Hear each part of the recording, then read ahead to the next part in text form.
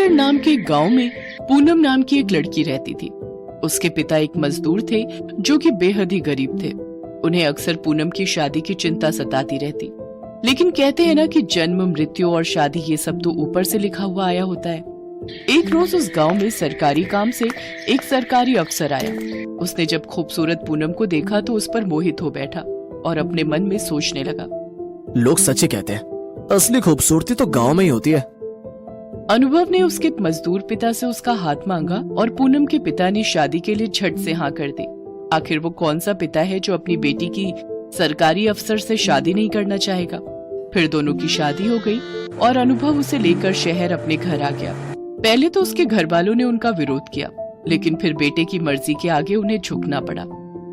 सही है, गरीब देवरानी आई है, अब इससे घर का सारा काम करवाया जा सकता है। गरीब घर की लड़की पूनम शादी कर अमीर ससुराल आ तो गई, लेकिन उसमें और उसकी अमीर जेठानी में काफी अंतर किया जाता था। दरअसल बड़ी बहू अंकिता की शादी में सरला देवी को खूब दान दहेज मिला था, लेकिन पूनम एक जोड़ी में ही ससुराल आई थी, जिस वजह से सरला अक्सर उसे ताने देती थी। ऐसे ही एक रोज त्योहार के वक्त अंकिता के घर से खूब सामान आया, जबकि पूनम के घर से कुछ नहीं आया। न जाने किन कंगलों के घर ब्याह कराया मेरा बेटा।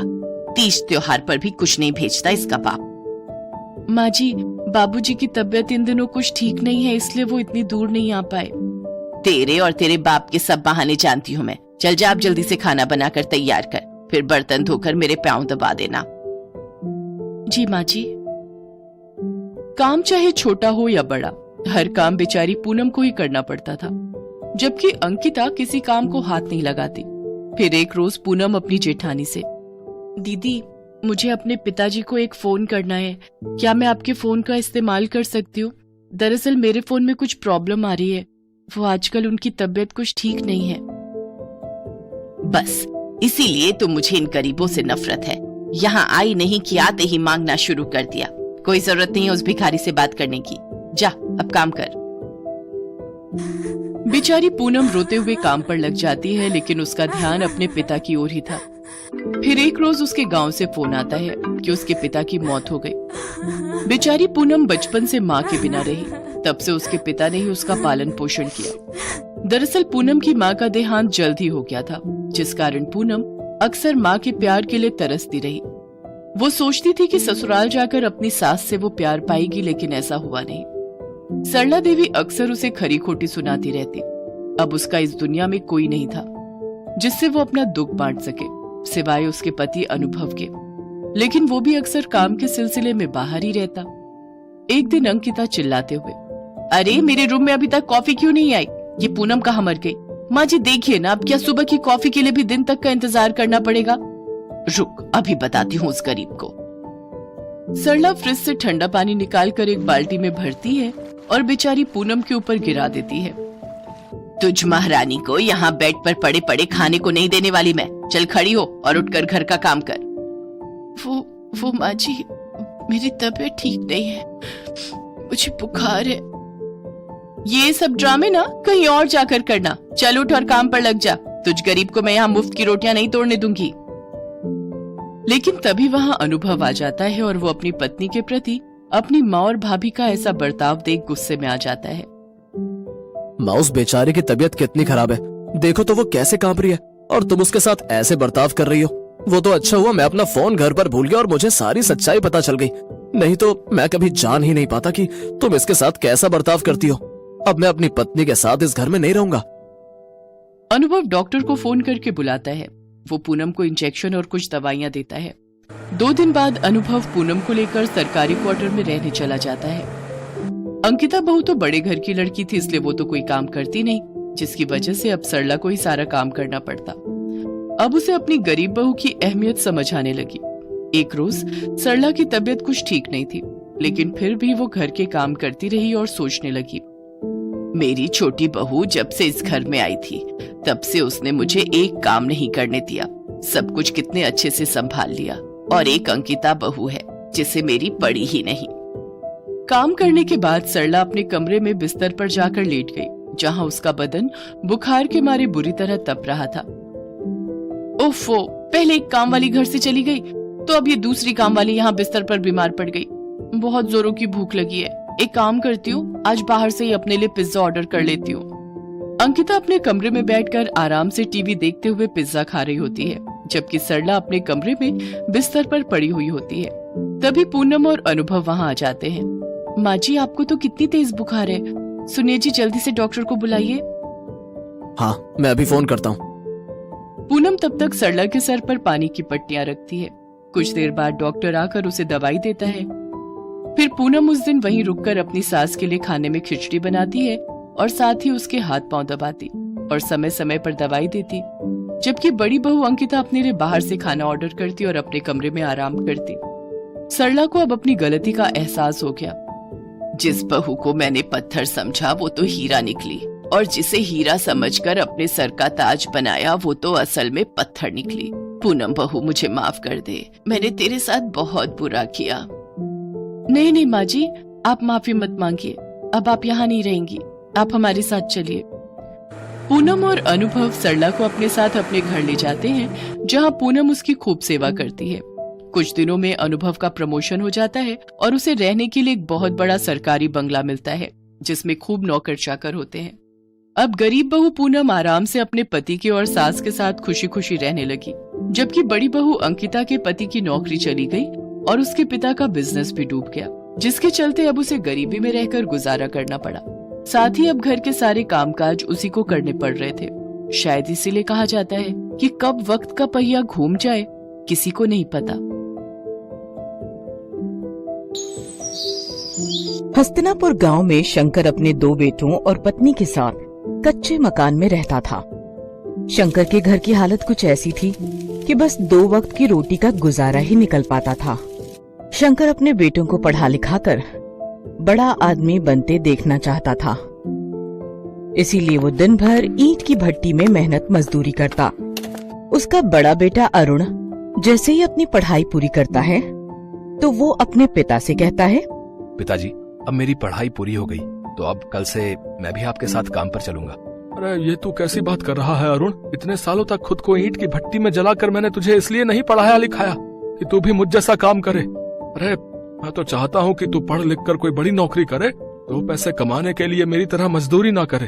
और तू नौकरी के लिए शहर जाने वाला था ना, फिर क्या हुआ? पिताजी, शहर जाने के लिए खर्चा ज्यादा है, वहाँ जाने का किराया, रहने के लिए किराए का घर, राशन पानी, इन सब का खर्चा बहुत ज्यादा है। जब तक नौकरी नहीं लग जाती तब तक इन सब के लिए हम गरीब इतने पैसे कहाँ से लाएंगे? तू इन सब बातों पर ध्यान मत दे और शहर जाने की तैयारी कर, बाकी सब मैं संभाल लूंगा। अरुण के शहर जाने के लिए शंकर अपनी थोड़ी सी जमीन को बेच देता है और उन पैसों को अरुण को दे देता है। शहर पहुंचकर अरुण नौकरी की तलाश में जुट जाता है और 2 महीने बाद उसकी एक बड़ी कंपनी में नौकरी लग जाती है। उस कंपनी के मालिक की बेटी रिया वहाँ की मैनेजर थी। वो एक अमीर और घमंडी लड़की थी। अरुण का लंबा चौड़ा कद और गोरा रंग देखकर रिया उसकी दीवानी हो जाती है। ओहो वाओ, ये तो बिल्कुल मेरे टाइप का है, टॉल एंड हैंडसम।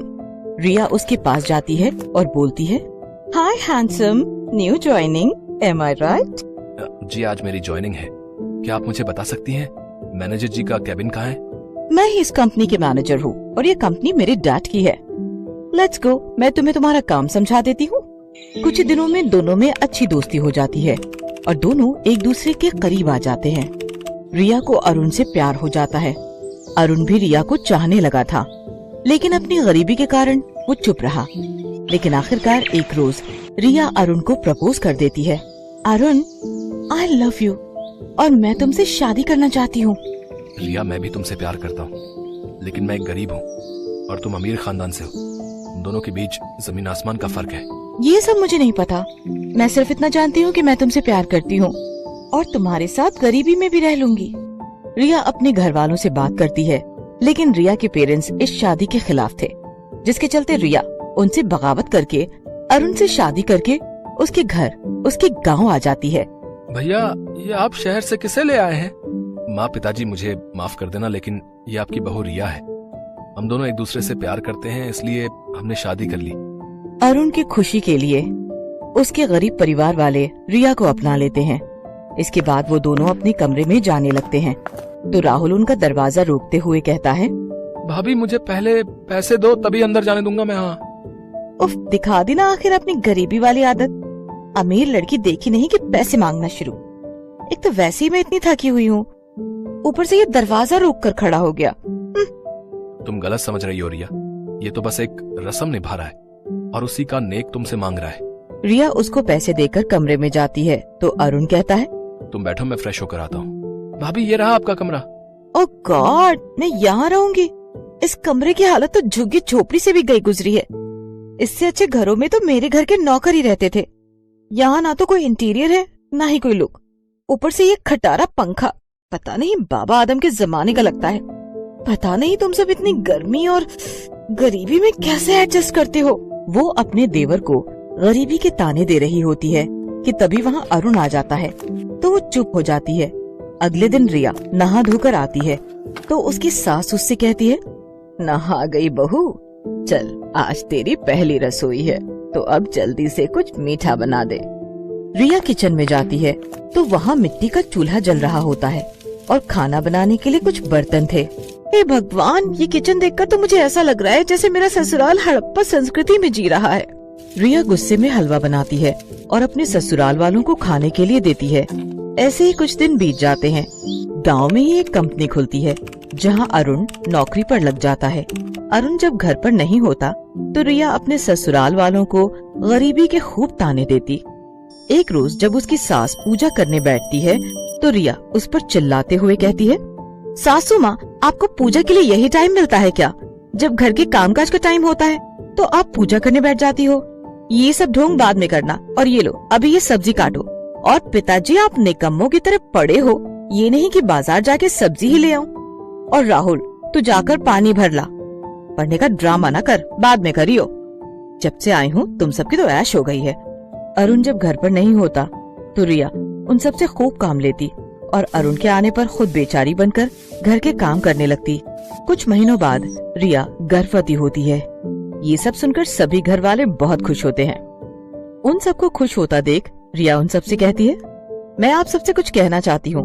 मैं नहीं चाहती कि जिस गरीबी में मैं जी रही हूँ उसमें मेरा बच्चा भी जिए, इसलिए मैं अरुण के साथ शहर शिफ्ट हो रही हूँ। मेरे डैड ने हम दोनों को शहर बुलाया है। रिया, तुम मेरे माता पिता से मुझे अलग करना चाहती हो? बचपन से मेहनत करके उन्होंने मुझे पढ़ाया लिखाया और अब जब उन्हें मेरी जरूरत है तो तुम मुझे उनसे अलग कर रही हो।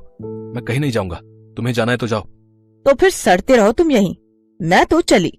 रिया अपना सूटकेस उठाकर जाने लगती है। तभी रिया की सास उससे कहती है, ठहर बहू, अरुण भी तेरे साथ जाएगा।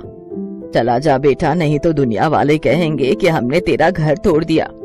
इसके बाद दोनों शहर आ जाते हैं। शहर आकर रिया की जिंदगी अच्छी खासी कटने लगी, लेकिन अरुण उदास रहने लगा।